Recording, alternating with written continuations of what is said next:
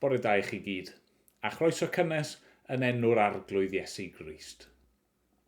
Ges i brofiad ampleserus yr wythnos yma. Dyma'r banc yn cysylltu i ddweud fod rhywun yn trio defnyddio un o'n cardiau i brynu rhywbeth oddi ar y we. Nawr rhywsut, o'n nhw'n gwybod ma nid fi oedd wrthi, a dyma nhw'n llwyddo i ganslo popeth, a'r unig drafferth i fi oedd bod rhaid canslo Nghaerdydd ni a cael un newydd. Ond ni'n ddiolchgar bod nhw'n gwybod ma nid fi oedd y person yna. Oedd y person yna ddim â hawl i ddefnyddio fy Nghaerdydd ni. Ond weithiau, pan ni'n dod i addoli, i ni'n gallu teimlo chydig bach fel imposters. Falle ar ôl yr wythnos i chi wedi cael nawr, bod y syniad o ganu, o weddio, ac o rando ar air Duw yn taro chi'n od. Chi ddim yn teimlo fel dylsech chi fod yn cael, fod dim hawl gennych chi wneud. Ond mae yna hawl.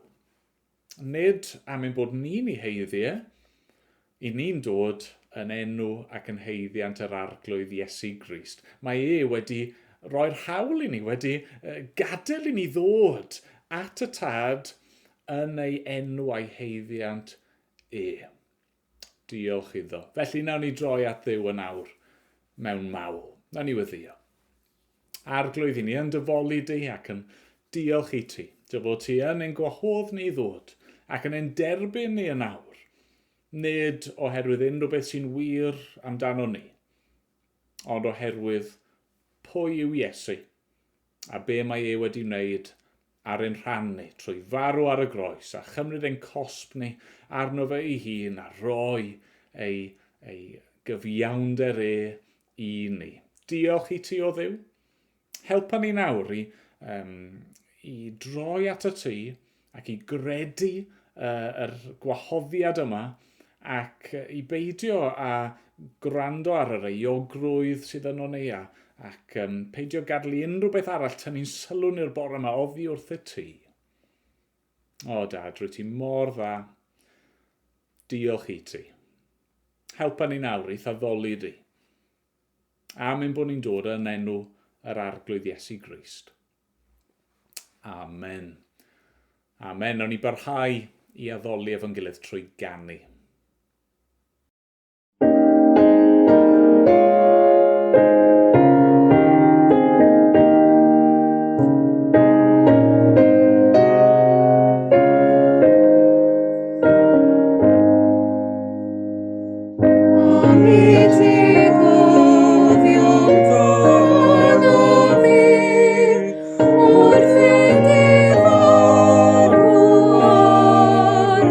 Bring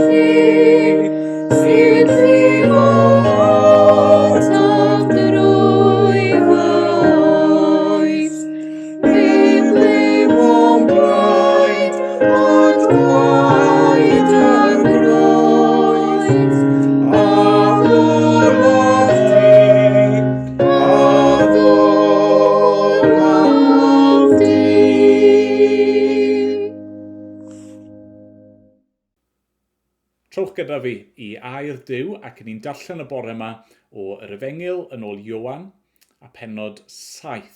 A fan hyn ni'n dechrau ar adran newydd sy'n ymestyn am sawl pennod lle mae Iesu, fel y gwelwn ni, yn mynd lan i Jerusalem mwyn dathlu gwyl y pebyll. Felly wnawn ni ddechrau yn yr adnod gyntaf. Ar ôl hyn, bu Iesu'n teithio o amgylch yng Galilea. Ni fynnai fynd o amgylch yn Jwdea, oherwydd yr oedd yr Iddewon yn chwilio amdano i'w ladd. Yr oedd gwyl yr Iddewon, gwyl y pebyll, yn ymyl. Ac felly dywedodd ei frodyr wrtho, dylais adael y lle hwn, a mynd i Jwdea, mwyn i'r ddisgyblion hefyd weld y gweithredoedd rwy ti'n ei gwneud. Oherwydd nid yw neb sy'n ceisio bod yn yr amlwg yn gwneud dim yn y dirgel. Os wyt yn gwneud y pethau hyn, dangos dy hun i'r byd. Nid oedd hyd yn oed ei frodyr yn credu ynddo. Felly dyma Iesu'n dweud wrthynt, nid yw'r amser yn eiddfed i mi eto, ond i chwi mae unrhyw amser yn addas. Ni all y byd eich cysau chwi, ond y mae'n fy nghysau i am fy mod i'n tystio amdano fod ei weithredoedd yn ddrwg. Ewch chwi i fyny i'r ŵyl. Nid wyf fi eto'n mynd i fyny i'r ŵyl hon, oherwydd nid yw fy amser i wedi dod i'w gyflawniad eto. Wedi dweud hyn, fe arhosodd ef yng Galilea. Ond pan oedd ei frodyr wedi mynd i fyny i'r ŵyl, fe aeth yntau hefyd i fyny, nid yn agored, ond yn ddirgel fel petai. Yr oedd yr Iddewon yn chwilio amdano yn yr ŵyl ac yn dweud, ble mae ef? Yr oedd llawer o sibrwd amdano ymhlith y tyrfaoedd. Rhai yn dweud, dyn da yw ef. Ond, na, meddai eraill, twyllo'r bobl y mae. Hynny, nid oedd neb yn siarad yn agored amdano, rhag ofn yr Iddewon. Pan oedd yr ŵyl eisoes ar ei hanner, aeth Iesu i fyny i'r deml a dechrau dysgu. Yr oedd yr Iddewon yn rhyfeddu ac yn gofyn, sut y mae gan hwn y fath ddysg ac yntau heb gael hyfforddiant? Atebodd Iesu hwy, nid eiddo fi yw'r hyn yr wyf yn ei ddysgu, ond eiddo'r hwn am hanfonodd i. Pwy bynnag sy'n ewyllysio gwneud ei ewyllus ef, caiff wybod a yw'r hyn yr wyf yn ei ddysgu yn dod oddi wrth Dduw, a'i ynt ei siarad ohono fy hunan yr wyf. Mae'r sawl sy'n siarad ohono'i hun yn ceisio anrhydedd iddo'i hun. Ond mae'r sawl sy'n ceisio anrhydedd i'r hwn a'i hanfonodd yn ddiffiant ac yn ddiddichell. Ond nid yw Moses wedi rhoi'r gyfraith i chwi? Ac eto, nid oes neb ohonoch yn cadw'r gyfraith? Pam rydych yn ceisio fy lladd i? Atebodd y dyrfa, mae cythrael yn ot. Pwy sy'n ceisio dy ladd di? Meddai Iesu wrthynt, un weithred am wneithym, ac rydych oll yn rhyfeddu o'r herwydd. Rhoddodd Moses i chwiddefod enweidiad, nad gyda Moses y cychwynodd ond gyda'r patriarchiad, ac rydych yn enweidi ar blentyn ar y saboth. Os enweidir ar blentyn ar y saboth rhag torri cyfraith Moses, a ydych yn ddig wrth i fi am i mi iachau holl gorff rhywun ar y saboth? Peidiwch â barnu yn ôl yr olwg, ond yn ôl safonau barn gyfiawn. Yna dechreuodd rhai o drigolion Jerusalem ddweud, onid hwn yw'r dyn maent yn ceisio ei ladd? A dyma fe yn siarad yn agored, heb i neb ddweud dim yn ei erbyn. Tybed a yw'r llywodraethwyr wedi dod i wybod i sicrwydd mai hwn yw'r Meseia? Ac eto, fe wyddom ni o ble mae'r dyn yma'n dod. Ond pan ddaw'r Meseia, ni bydd neb yn gwybod o ble mae'n dod. Ar hynny, cyhoeddodd Iesu yn uchel wrth ddysgu yn y deml, Rydych yn fy adnabod i, ac yn gwybod o ble rwy'n dod, ond nid wyf wedi dod ohono fy hun. A mae'r hwn am hanfonodd i a'i hanfod yn wirionedd, ond nid ydych chi'n ei adnabod ef. Rwyf i yn ei adnabod ef, oherwydd oddi wrtho ef y deithim ac ef am hanfonodd. Am hynny ceisiasant ei ddal, ond ni osododd neb law arno, oherwydd nid oedd ei awr ef wedi dod eto. Credodd llawer o blith y dyrfa ynddo, ac meddent, a fydd y Meseia pan ddaw yn gwneud mwy o rwyddion nag wnaeth y dyn hwn? Clywodd y Phariseiaid y dyrfa'n sibrwd y pethau hyn amdano, ac fe anfonodd y prif offeiriaid a'r Phariseiaid swyddogion i'w ddal ef. Felly dwedodd Iesu, am ychydig amser eto byddaf gyda chwi, ac yna af at yr hwn am hanfonodd i. Fe chwiliwch amdano fi, ond ni chewch hyd i mi. Lle rwy fi, ni allwch chwi ddod. Meddai'r Iddewon wrth ei gilydd, i ble mae hwn ar fynd, fel na bydd i ni gael hyd iddo? A yw ar fynd tybed at y rai sydd ar wasgar ymhlith y groegiad, a dysgu'r groegiad? Beth yw ystyr y gair hwn a ddwedodd, fe chwiliwch amdano fi, ond ni chewch hyd i mi, lle rwy fi ni allwch chwi ddod. Ar ddydd olaf yr wyl, y dydd mawr, safodd Iesu, a chyhoeddi'n uchel, pwy bynnag sy'n sychedig, deied ata fi ac yfed. Allan o'r sawl sy'n credu yno fi, fel y dywedodd yr ysgrythyr, y bydd ffrydiau o ddŵr bywiol yn llifo. Sôn yr oedd am yr ysbryd, yr oedd y rhai a gredodd ynddo ef yn mynd i'w dderbyn. Oherwydd nid oedd yr ysbryd ganddynt eto, am nad oedd Iesu wedi cael ei ogoneddu eto. Diolch i Dduw am ei air e. Amen.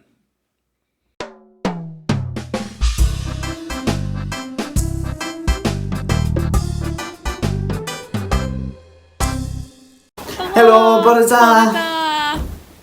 Gobeithio nathach chi fwynhau awr I blant wythnos diwetha. Fi eisiau gweld faint ydych chi'n gallu cofio o be ni wedi bod yn neud, okay? Dyma cronodeb bach I chi I weld faint ydych chi'n cofio. Y cwestiwn ydy, ydych chi'n cofio yr adnod nath ni ddysgu?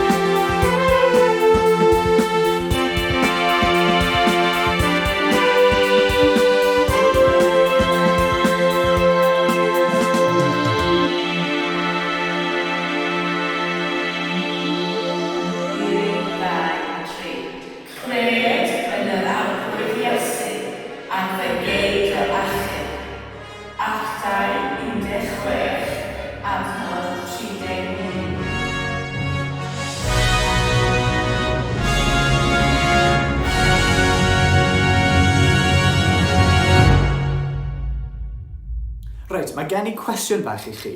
Ydych chi'n gallu cofio be nath ddigwydd yn stori Griff? Cynt, roedd Griff yn farw, yn gaeth, a Duw yn ddig efo fo.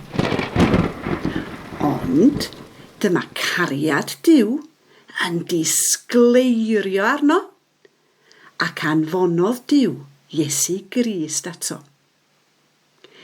Mae Iesu'n gwneud 3 pheth I Griff. 3 pheth sy'n delio efo'r 3 peth mawr sydd yn broblem I Griff. Nid yw Griff yn medru achub ei hun, ond drwan mae o'n fyw ac mae o'n galw ar Iesu. Mae'r 3 pheth oedd yn wir amdano cyn dod yn Gristion wedi ei newid gan Iesu. Cynt, roedden ni'n farw. Rwan, rydyn ni'n fyw. Cynt, roedden ni'n gaeth. A rwan, da ni di'n codi o'r bedd. Cynt, roedd Duw yn ddig efo ni. Ond rwan, da ni'n cael bendith ac anrhydedd gan Dduw. Mae dod yn Gristion yn beth rhyfeddol. A'n gobaith a'n gweddi ni ydy bod chi hefyd yn dod yn Gristnogion, yn dod i nabod Iesu Grist a phrofi yr un peth a ddigwyddodd i Gruff.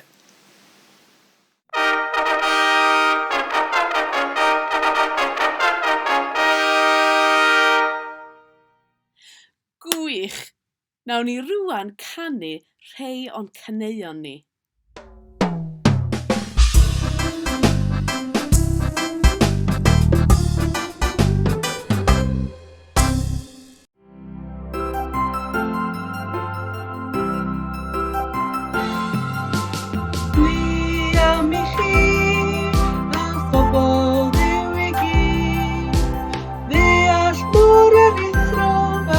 Caerdydd y Meseia, mae'n lletach yn hirach, yn uwch ac yn ddyfnach, na dim byd arall.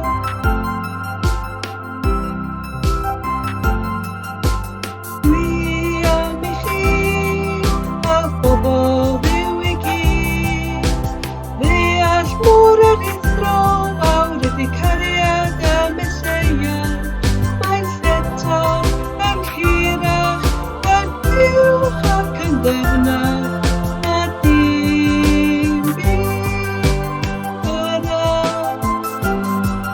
Efesiau 3 adnod 11.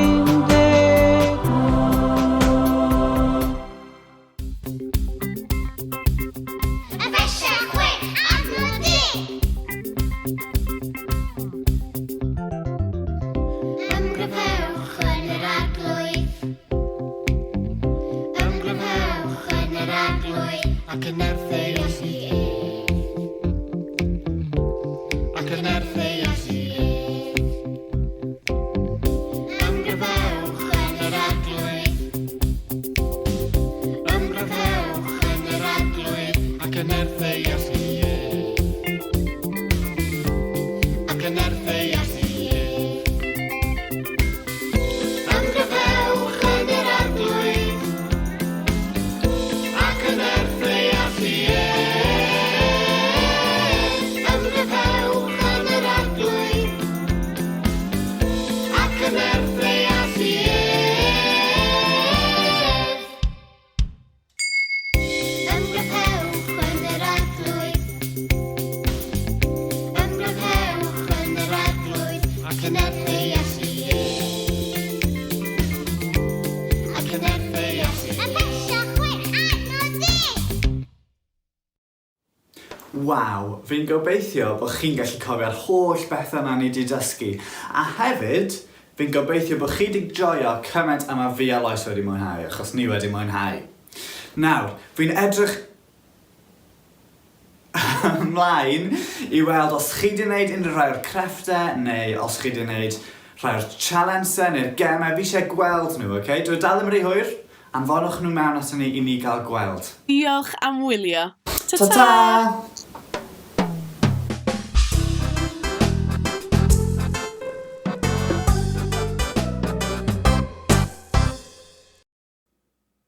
Mae Iesu'n gwahodd unrhyw un sydd â syched arnyn nhw i ddod ato fi. A felly na ni droi yn awr at yr un sydd yn gallu torri'n syched ni. Na ni weddio. O arglwydd ein Duw, ni'n diolch i ti bod yr arglwydd Iesu wedi dod i gynnig yr hyn sydd ei angen arno ni. yr hyn dos na neb arall na dim byd arall yn gallu ei rhoi i ni, sef bywyd hynny. Rwy ti am i ni ei gael ynddo fe. A Dad, i ni'n diolch i ti yr wythnos hon fod na gymaint o gyfarfodydd a ffrygethau a ddarpariaeth wedi bod ar-lein. Ni'n gwybod am sawl cynhadledd a chlwb gwyliau a phethau eraill yr wythnos yma ac yn yr wythnosau diwethaf yma. Pethau sydd wedi cael ei roi ar y we mwyn annog dy bobl di, ond hefyd mwyn i rai sydd ddim eto'n dynabod i glywed yr efengyl, i glywed am dy gariad i tuag ato nhw, a arglwydd ni'n gofyn nawr drosto ni, rai sydd yn credu, yn ei di gymryd yr holl bethau da hynny ni wedi clywed ac y bydde di yn gweithio yn ein calonau ni, a'n meddyliau ni, ac yn dwy'n llawer o ffrwyth yn ein bywydau ni. A Dad, ni yn gweddio i dros rheini sydd di gwrando ac falle wedi clywed pethau am y tro cyntaf, neu falle clywed pethau ond nhw wedi clywed o'r blaen ond wedi i gwrthod. O arglwydd, ni yn gofyn yn neud i nawr siarad a dangos dy hun ac i galw rai sychedig at yr arglwydd Iesu Grist. O Dad, i ni'n diolch i ti am dy fawr gariad i tuag ato ni. Ac arglwydd ni'n gofyn y bore yma unwaith eto yn neud i ein galluogi ni i dyfwynhau di ac i werthfawrogi'r cwbl sydd gen ti i'w gynnig i ni trwy dy fab di, yr arglwydd Iesu.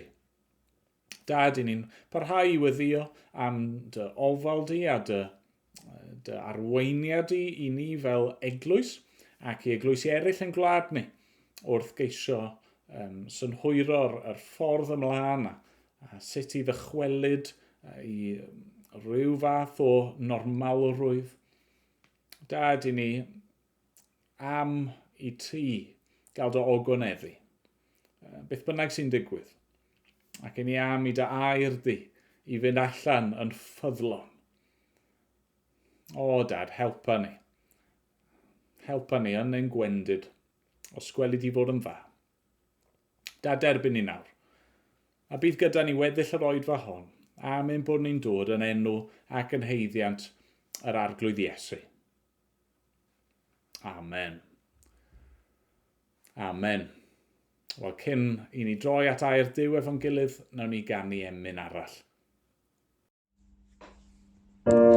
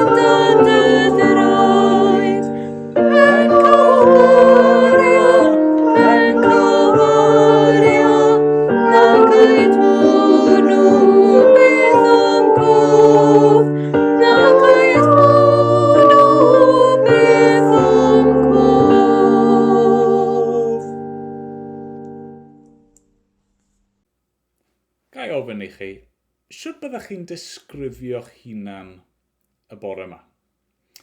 Ydych chi yn berson diolchgar? Ydych chi'n berson llawen? Ydych chi'n berson gobeithiol? Mae'n rwydd iawn i'r pethau hynny fod yn wir amdano ni pan mae pethau yn mynd yn dda yn ein bywyd ni. Pan mae gennym ni bopeth i ni eisiau, mae pob dim yn mynd fel y byswn ni yn hoffi, ond beth am yng nghanol pandemig? Beth am yng nghanol dirwasgiad economaidd? Beth am pan i chi falle heb gael y canlyniadau o'ch chi'n gobeithio amdanyn nhw am yr dyfodol yn awr yn ansicr? Fi'n siŵr i lawer ohono ni, mae'r misoedd diwethaf yma wedi bod yn ddigon i'n herio ni ac i ddwy'n rhywfaint o'n diolchgarwch ni, a'n llawenydd ni, a'n gobeith ni. Ond bore yma wrth i ni droi at ein testun ni, yr hyn rwy am yn ei weld yw mae dyma'r union bethau mae Duw yn cynnig i ni. Nawr fel sonio sy'n gynharach, y cyd-destun yn hyn yw gwyl y pebyll. Dyma oedd un o'r gwyliau crefyddol oedd yr Iddewon yn teithio lan i Jerusalem i'w dathlu bob blwyddyn.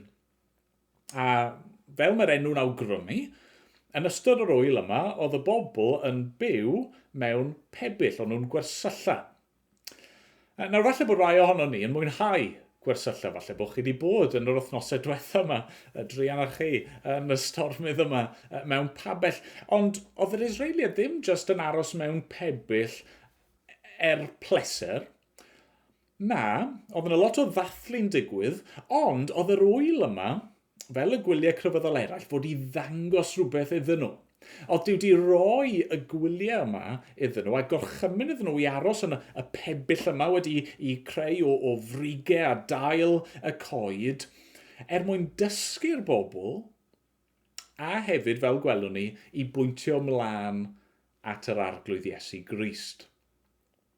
Nawr, mae chydig o gefndir yr wyl i'w weld yn Leviticus pennod 23, ni'n darllen hyn. Felly, ar y 15fed dydd o'r 7fed mis, ar ôl i chwi gasglu cynnyrch y tir, cynhaliwch wyl i'r arglwydd am 7 diwrnod. Bydd y diwrnod cyntaf yn ddiwrnod gorffwys, a'r 8fed diwrnod yn ddiwrnod gorffwys. Ar y diwrnod cyntaf, yr ydych chi gymryd blaenffrwyth gorau'r coed, canghennau palmwydd, brigau deiliog a helyg yr afon, a llawenhau o flaen yr arglwydd eich Duw am 7 diwrnod. Dathlwch yr wyl hon i'r arglwydd am 7 diwrnod bob blwyddyn. Mae hon yn ddeddf dragwyddol dros y cenedlaethau, eich bod i'w dathlu yn y 7fed mis. Yr ydych chi fyw mewn pebyll am 7 diwrnod. Mae holl frodorion Israel i fyw mewn pebyll mwyn i'ch disgynyddion wybod i mi wneud i bobl Israel fyw mewn pebyll pan ddeithim a hwy allan o wlad yr Aifft. Mae fi yw'r arglwydd eich Duw. Na ni'n gweld yn syth rai elfennau amlwg o'r wyl yma oedd diolchgarwch am gynhaliaeth Duw yng nghynnyrch y tir. Ni'n gweld llawenydd o flaen yr arglwydd ym mhresenoldeb Duw. Ni'n gweld gobeithio yn ei addewidion e.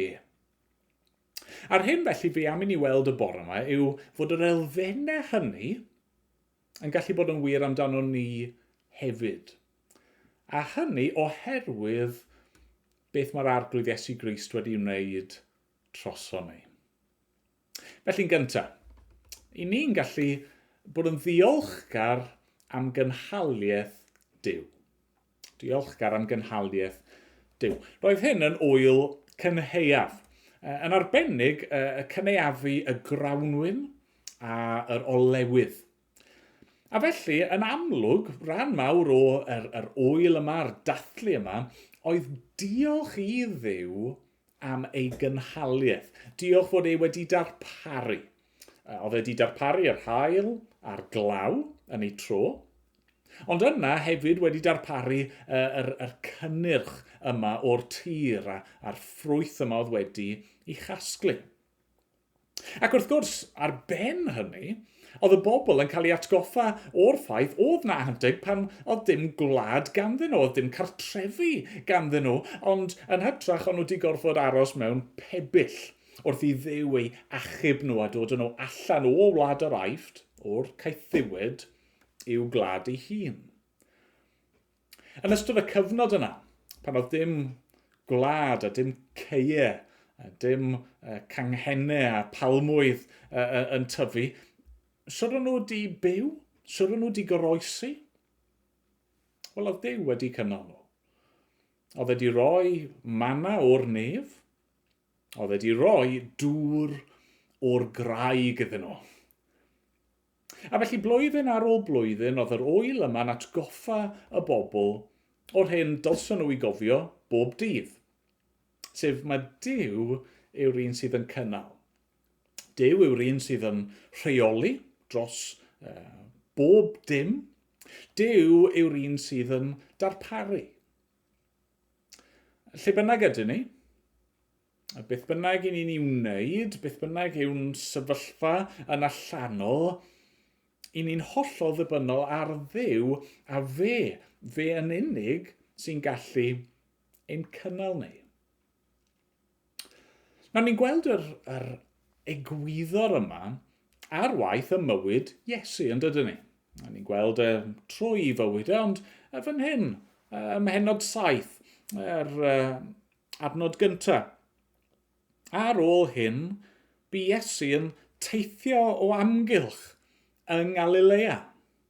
Hynny yw, oedd Iesu yn crwydro o le i le, fel Pereryn, fel yr Israeliad yn yr anialwch. Oedd yn hollol ddibynnol ar Dduw i'w gynnal e. A ni'n clywed fod ei frodyr yn ei annog i fynd lan, gadael Galilea, mynd i Judea, i Jerusalem, mwyn dangos ei hun. A mae Iesu'n gwrthod i cynnig nhw, mae'n gwybod bod nhw ddim yn credu, mae cymhellio nhw yn wael. Mae e'n gwybod os eith e lan, fel oedd e'n arfer gwneud gyda'r dorf, yna bydd naillai rai o'r pobl yn ei gymryd e ac yn ei wneud e'n frenin, yn syth, mewn ffordd oedd e ddim eisiau, neu bydd y rai o'r bobl eraill yn chwilio am ffordd i'w laf e. A ni'n gweld yr agweddau hynny'n dod allan yn yr adnodau sy'n dilyn yn dyn ni. Rai yn credu ynddo fe ac yn derbyn y fe yw'r Meseia, eraill yn tyfu yn eu casineb nhw. A felly mae Iesu'n gweud, wel na, sa'n mynd lan gyda chi, neu sa'n mynd lan eto gyda chi. Pam? Wel, oherwydd fod Iesu'n dibynnu ar gynhaliaeth Duw, ar gynllun Duw, ar amseru perffaith y tad. Adnod 6. Felly dyma Iesu'n dweud wrthynt, nid yw'r amser yn eiddfed i mi eto. I chwi mae unrhyw amser yn addas. Ni all y byd eich casau i chwi, ond y mae'n fy nghysau i am fy mod i'n tystio amdano fod ei weithredoedd yn ddrwg. Ewch chwi i fyny'r ŵyl. Nid wyf fi'n mynd eto i fyny'r ŵyl hon, oherwydd nid yw fy amser i wedi dod i'w gyflawniad eto. A ni'n gweld yr un syniad yma bod ei amser e ddim yn gyflawn yn codi nes ymlaen adnod 30. Am hynny ceisiasant ei ddal, ond ni osododd neb law arno oherwydd nid oedd ei awr ef wedi dod eto. Adnod 33. Felly dwedodd Iesu, am ychydig amser eto byddaf gyda chwi, ac yna af at yr hwn am hanfonodd i. Ac adnod 39. Nid oedd yr ysbryd ganddynt eto, am nad oedd Iesu wedi cael ei ogoneddu eto. Ni'n gweld dro ar ôl tro fod Iesu yn ymwybodol o gynllun Duw. Mae'n rhaid i'w fywyd i weithio hunan allan mewn ffordd penodol. Oedd e'n gwybod fod cynllun gan y tad, a fod Duw yn rheoli, nid jyst yr haul a'r glaw a'r tymhorau a'r ffrwyth sydd yn tyfu, ond fod Duw hefyd yn trefnu pob agwedd o'n bywydau ni. Ein marwolaeth ni. A felly oedd e'n dibynnu ar y tad. Oedd e'n gwybod pam fod e wedi dod i'r byd. Oedd e'n gwybod mae nid gwyl y pebyll oedd yr amser iawn i ddangos ei hun ac i farw. Na, oedd e'n mynd i farw adeg y Pasg. Yr ŵyl arall yna oedd yn dangos mewn ffyrdd gwahanol pan fod Iesu wedi dod. Yr oen yn cael ei aberthu'r gwaed yn cael ei dywallt mwyn prynu rhyddid i bobl yr arglwydd. Bore yma, os yw'n ffydd ni yn yr arglwydd Iesu Grist, i ni'n gallu diolch i Dduw am ei gynhaliaeth i ni. Ac i ni hefyd yn gallu ymddiried yn ei gynllun ni ar gyfer ein bywyd ni oherwydd fod Iesu wedi dod a wedi cyflawni cynllun Duw yn berffedd. A chi'n gweld Duw pawb ddim yn gallu gwneud hynny. Nathach chi sylwi be mae Iesu'n dweud wrth i frodyr e. Mae'n dweud i chi mae unrhyw amser yn addas. Hynny yw, chi jyst yn ymddwyn fel i chi eisiau, yn byw yn ôl eich cynlluniau chi, eich hunan. I chi, yn eich profiad chi, mae fel petai fod cynllun Duw a trefn Duw ddim yn gwneud unrhyw wahaniaeth o gwbl oherwydd eich anghrediniaeth chi.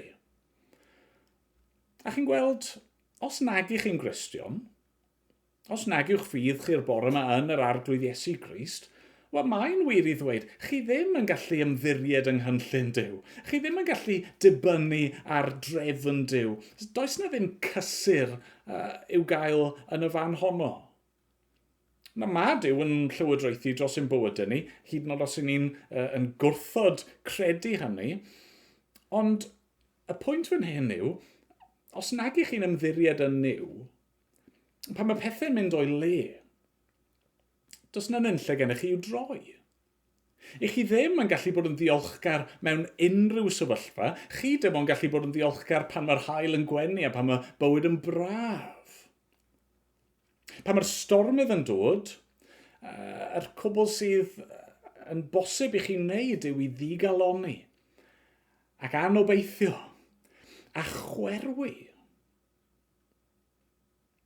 Ond os i chi'r bore yma'n Gristion, i chi'n gwybod fod Duw wedi darparu. Mae wedi roi'r peth gorau i chi'n barod. Mae wedi roi ei fab. Mae wedi roi maddeiant i ni trwy ei waed e. Mae wedi roi bywyd tragwyddol i ni trwy ei atgyfodiad e. A felly beth bynnag a ddaw, i ni'n gallu bod yn ddiolchgar a gwybod bydd Duw yn ein cynnal ni. Mae wedi ein cynnal ni mor belled â hyn, a mae'n mynd i gwblhau ei waith yno ni. Mae'n mynd i ddod â ni trwy'r anialwch. A hyd yn oed os i ni ddim yn deall yn llawn pam fod y pethau yma'n digwydd i ni. Hyd yn oed os i ni ddim yn deall pam fod Duw yn caniatáu i'r pethau yma'n ddigwydd i ni, i ni'n gallu bod yn hyderus yn yr un sy'n rheoli, yn yr un sydd yn cydweithio pob dim daioni i'r rai sy'n ei garu e ac i allan ni ddiolch i'r Duw sydd yn ein cynnal ni. Beth arall te? Wel, yr ail elfen i ni'n ei weld yn yr ŵyl yma yw llawenhau ym mhresenoldeb Duw. Llawenhau ym mhresenoldeb Duw. Am yr wythnos yma, oedd yr Iddewon yn gadael eu cartrefi nhw ac yn byw mewn pebyll. Hyd yn oed os o'n nhw'n byw yn Jerusalem, ond nhw'n gadael i gwlau a'i stafelloedd gwely nhw ac yn mynd i aros mewn pabell. Ac wrth wneud hynny, ond nhw'n atgoffa eu hunan, wrth gwrs, o be ni wedi gweld, sef bod Duw wedi ei achub nhw o'r aifft. Di dod â nhw fel pobl allan o gaethiwed ac i'w gwlad ei hunan. A felly am yr un wythnos yma, mewn ffordd oedd dim ots pwy o chi. dim ots pa mor gyfoethog o'ch chi. Dim ots pa mor fawr oedd eich cartre chi, neu pa mor foethus oedd eich celfi chi yn eich tŷ chi. Dim ots am y peth yna, oherwydd oedd pawb, yr holl Israeliad, yn gwersylla. Oedd e ddim fel Eisteddfod, lle mae rai yn aros yn y maes pebyll, ac yna, mae yna bobl chydig bach yn fwy posh, falle, yn aros yn y maes carafana. Ddim yn ei gael ma'n trafferth yn weid hynny. Ond, ac yna bobl fwy posh eto, falle, yn aros mewn B&B neu mewn gwesty. Na, oedd e ddim fel hynny o gwbl yn Jerusalem, yng ngwyl y pebyll. Oedd pawb yno gyda'i gilydd, un pobl wedi ei hachub gan un Duw. Ac wrth gwrs, beth sydd yn fwy trawiadol yw cofio fod nhw'n dod at ei gilydd, nid just i fod gyda ei gilydd, ond i fwynhau presenoldeb Duw. Oedd pawb yno, a Duw yn y canol. Pan oedd Duw wedi dod yn nhw allan o'r Aifft a dod yn nhw trwy'r anialwch, oedd wedi addo i fynd gyda nhw. Oedd y Duw tragwyddol, holl bwerus, holl bresennol yma wedi addo gwneud i bresenoldeb yn amlwg iddyn nhw. A chi'n cofio lle oedd e'n cwrdd â nhw? Wel, oedd e'n cwrdd â nhw mewn pabell. Oedd e'n cwrdd â nhw yn y tabernacl, pabell y cyfarfod. Na'r erbyn hyn, oedd y bobl wrth gwrs di cyrraedd Gwlad yr Iddewig, ond nhw di cyrraedd Jerusalem, a nawr oedd y deml wedi adeiladu, a dyna'r man lle oedd Duw yn gwneud i bresenoldeb yn amlwg i'r bobl. Ond, chi'n cofio, wrth i Solomon sefydlu'r deml, be mae e'n dweud? Cyntaf Brenhinoedd pennod 8. A'i gwir yw y preswyliad Duw ar y ddaear?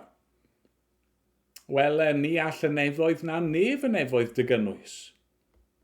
Pa fain llai y tŷ hwn a godais. Oedd Solomon yn gwybod, bod Duw ddim yn gallu cael ei gynnwys yn y tŷ yma, ond bod yn ei ostyngeidrwydd yn fodlon cwrdd â'i bobl fyna. Wel, faint yn fwy ostyngeidrwydd i ni weld wrth i Dduw presennoli hunan mewn tabernacl. Ond oedd Duw yn ei ddaioni ac yn ei gariad yn barod i wneud hynny, yn barod i wersylla yng nghanol y bobl, i wersylla gyda i bobl. Ac yn wir fan hyn, i ni'n gweld bod wedi mynd hyd yn oed yn bellach na hynny. Mae nawr wedi dod yn un ohono ni. Adnod 28. Ar hynny, cyhoeddodd Iesu'n uchel wrth ddysgu yn y deml, rydych yn fy nabod i, ac yn gwybod o ble rwy'n dod, ond nid wyf wedi dod ohono fy hun. Mae'r hwn am hanfonodd i a'i hanfod yn wirionedd, ond nid ydych wi'n ei adnabod ef. Yr wyf i'n ei adnabod ef, oherwydd oedd i wrtho ef y deithym, ac ef am hanfonodd. Oedd y bobl yma'n tybio bod nhw'n gwybod yn iawn pwy oedd Iesu, pwy oedd ei rieni ac o le oedd e'n dod. Ond do'n nhw ddim. Ond oedd ddim yn sylweddoli. Mae Iesu yw yr un sydd wedi dod i lawr. Fe yw'r mab, yr gair tragwyddol a ddaeth yn gnawd, yr un a ddod i wersyllad neu tabernaclu yn ein plith ni. Yng ngeiriau'r garol Nadolig, gwnaeth ei babell gyda dyn. Mae Iesu wedi dod yn un ohono ni. Oedd yr Israeliad fan hyn wedi dod lan i Jerusalem mwyn llawenhau o flaen yr arglwydd, ymhresynoldeb yr arglwydd, ond o'n nhw'n ddall fan hyn i'r ffaith fod Duw yn eu plith nhw. Mewn ffordd arbennig iawn, di dod i'w bendithio nhw ymherson yr arglwydd Iesu Grist. Ac yn wir, mae'n lywenydd pellach i ni yn yr adnodau yma'r bore yma. Achos Wrth i Iesu fynd mlaen, mae'n dweud bod e'n mynd i'w gadael nhw cyn bo hir. A be mae'n golygu yw fod e'n mynd i farw. Ac yn atgyfodi ac esgyn dychwelyd at y tad. Mae'r bobl yn camddeall yn dyn nhw. Adnod 35. Meddai'r Iddewon wrth ei gilydd, i ble mae hwn ar fynd fel na bydd i ni gael hyd iddo? A yw ar fynd tybed at y rai sydd ar wasgar ymhlith y groegiad a dysgu'r groegiaid. A'r eironi, mewn ffordd, yw ond nhw'n iawn. Nid bod Iesu ei hun yn mynd i fynd allan i blith y groegiad a'r cenhedloedd eraill, ond ar ôl iddo fe ddychwelyd at y tad, oedd yr apostolion a'i ddisgyblion yn mynd i gael ei anfon allan trwy'r byd i gyd. Oedd presenoldeb Iesu, trwy ei eglwys yn mynd i ledaenu trwy'r byd ac ymestyn i hyd yn oed ato ni, y bore yma. Chi'n gweld i ni, bod ni ddim di mynd lan i Jerusalem ac bod ni ddim yn aros mewn pebyll, i ni y bore yma'n gallu gwybod fod yr arglwydd gyda ni. Ac i ni gallu llawenhau yn ei bresenoldeb e. Mae yna lawenydd i'w gael fan hyn. Yn gwybod fod Iesu di dod i'n plith ni. Mae di dod yn un ohono ni. Mae'n gallu uniaethu â ni. Mae'n gallu nerthu ni. Hyd yn oed pan mae pawb arall yn cefnu arno ni. Hyd yn oed os neb arall sydd yn gallu deall beth ni'n ei brofi, beth ni'n ei wynebu, a sydd ni'n teimlo, mae e'n gwybod. A'n fwy na hynny, mae e gyda ni. Dwi ddim jyst yn nerthu ni o bell, mae e yno ni. A mae e gyda ni yng nghanol beth bynnag i ni'n ei wynebu. Dyma chi lawenydd sydd ddim yn gallu cael ei gymryd i ffwrdd gan ddigwyddiadau a gan siomedigaethau a gan pethau annisgwyl bywyd sydd yn dod i ran bob un ohono ni rhywbryd neu gilydd. Na, i ni gallu llawenhau oherwydd mae'r arglwydd gyda ni a mae'n addo byth i'n gadael ni. Ond dyna mae yna un peth ola yn does. Mae yna un peth ola, sef i ni'n gobeithio yn addewidion Duw. Dyma'r elfen ola i wyl y pebyll. Oedd y bobl yn dod gan obeithio yn addewidion Duw ac i ni. Y bore yma'n gallu gwneud yr un fath. Nawr, un o uchafbwyntiau yr wyl yma oedd defod yn ymwneud â thywallt dŵr. Beth oedd yn digwydd oedd bydd yna gwpan air enfawr yn cael ei llenwi o bwll arbennig yn Jerusalem, pwll Siloam. A bydd y dŵr yn cael ei chario gan yr archoffeiriad nôl i'r deml, a bydd yna ganu a gweiddi a chanu etgyrn a dathlu. Ac yna bydd yr archoffeiriad yn tywallt allan y dŵr yma. Ac oedd y defod yma yn cyfleu sawl peth. I ddechrau, oedd e'n defod oedd yn edrych yn ôl. Oedd y bobl wrth weld y dŵr yma'n tywallt allan yn cael ei atgoffa o y ffordd oedd Duw wedi rhoi dŵr iddyn nhw yn yr anialwch. Y dŵr o'r graig gath ei tharo gan Moses. Oedd y ddefod hefyd yn ymwneud â'r presennol. A'r ffaith fod Duw y flwyddyn honno wedi tywallt allan i fendithion, wedi rhoi y glaw i'r tir mwyn i'r tir cynhyrchu i ffrwyth. Ond mewn ffordd amlwg iawn, oedd yr ddefod yma hefyd yn edrych ymlaen. Oedd e'n arwydd o'r ffaith fod y bobl yn disgwyl am rhywbeth, yn gobeithio, yn hyderus yn yr arglwydd i gyflawni ei addewidion e. Chi weld, oedd Duw di addo anfon Meseia, un wedi ei lenwi â ysbryd glân Duw. Ac oedd y bobl felly'n disgwyl yn obeithiol am y Meseia, Oherwydd, oedd Duw wedi addo pan fyddai e'n cyrraedd a bydda yna oes newydd yn cychwyn. A bydda yr ysbryd glân yn cael ei dywallt allan ar y bobl. A bydda presenoldeb a bendith Duw yn llifo, yn gorlifo, allan o'r deml, allan o Jerusalem, a thrwy'r byd i gyd. Nawr, mae yna sawl enghraifft allan ni droi iddo fe. Ydych chi Secharia 13, adnod 1. Yn y dydd hwnnw bydd ffynon wedi ei hagor i linach Dafydd ac i drigolion Jerusalem ar gyfer pechod ac aflendyd. Neu, Eseia 12, adnod 3. Mewn llawenydd fe dynwch ddŵr o ffynhonnau iachawdwriaeth. Ond yr enghraifft amlycau yw Ezekiel 47.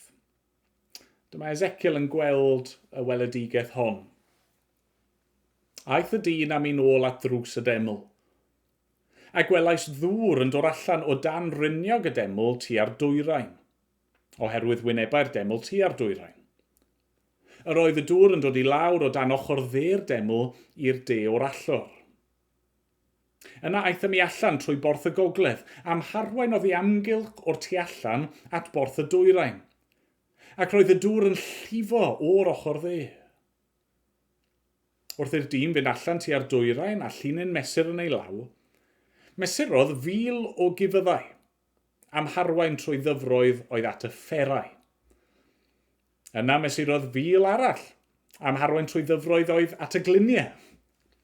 A mesurodd 1,000 arall am harwain trwy ddyfroedd oedd at y wasg. Mesurodd 1,000 arall eto, ond roedd yn afon na allwn ei chroesi. Oherwydd yr oedd y dyfroedd wedi codi gymaint fel y gellid nofio ynddynt, ac yn afon na allid ei chroesi. A dwedodd wrthyf, fab dyn, a welais ti hyn? Yna aetham i'n ôl at lan yr afon. Pan gyrraeddais yno, gwelais nifer mawr o goed ar ddwy lan yr afon. Dwedodd wrthyf, mae'r dyfroedd hyn yn llifo i diriogaeth y dwyrain ac yna i lawr i'r Araba ac i mewn i'r môr. Y môr yma ei ddyfroedd yn ddrwg ac fe'i purir. Bydd pob math o ymlusgyd yn byw lle bynnag y llifa'r afon, a bydd llawer iawn o bysgod, oherwydd bydd yr afon hon yn llifo yno ac yn puro'r dyfroedd. Bydd popeth yn byw lle llifa yr afon.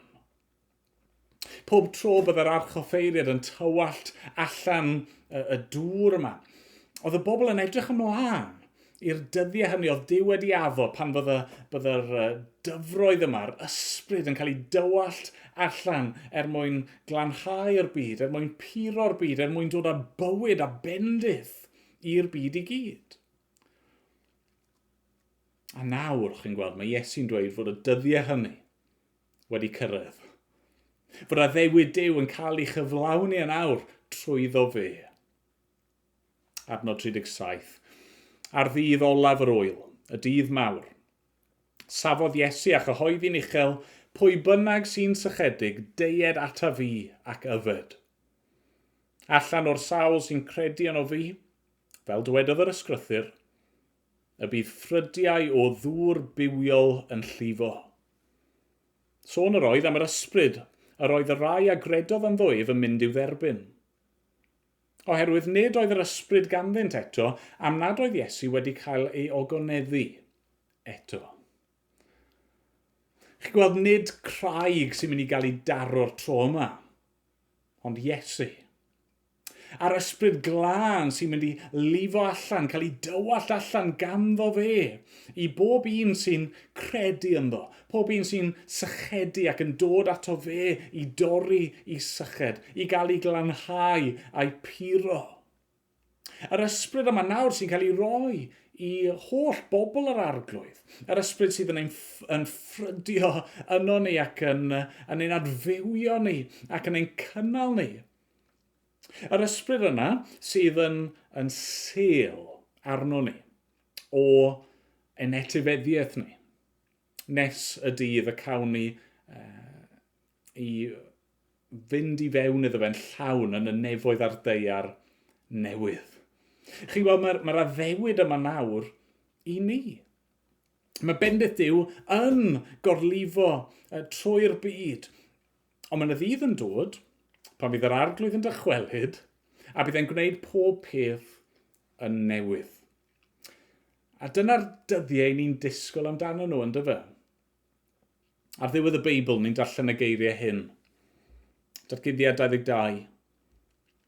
Yna dangosodd yr angel i mi afon dŵr y bywyd, yn ddisglair fel grisial, yn llifo allan o orsedd Duw ar oen ar hyd canol heol y ddinas. Ar ddwy lan yr afon yr oedd pren y bywyd, yn dwy'n 12 cnwd, gan roi pob cnwd yn ei fus, ac roedd dail y pren iachad y cenhedloedd. Dyma addewid Duw i'w bobl. Dyma sydd o'n blaenau ni. Dyma sydd yn disgwyl amdano ni. Ys dim os beth sy'n digwydd yn y byd yma, a'r bywyd yma. Ys dim os beth ni'n gweld o'n cwmpas ni. Mae yna obaith sicr gennym ni. Oherwydd fod yr arglwydd Iesu wedi dweud, dyma sydd i ddod. So byddwch chi'n disgrifio chi'n am bore yma. Mae'r arglwydd am i chi fod yn ddiolchgar. Mae'r arglwydd am i chi fod yn llawen. Mae'r arglwydd am i chi fod yn llawn gobaith. A mae wedi rhoi pob peth sydd ei angen mwyn i hynny fod yn wir amdano ni. Mae wedi'n cynnal ni. Mae wedi presennoli ei hun gyda ni. Mae wedi rhoi addewid sicr i ni trwy'r arglwydd Iesu Grist. Diolch iddo. Amen. Amen. Wrth i ni orffen ein oedfa ni y bore yma. Gadewch i ni ganu eto, a rhoi mawl i'n Duw ni.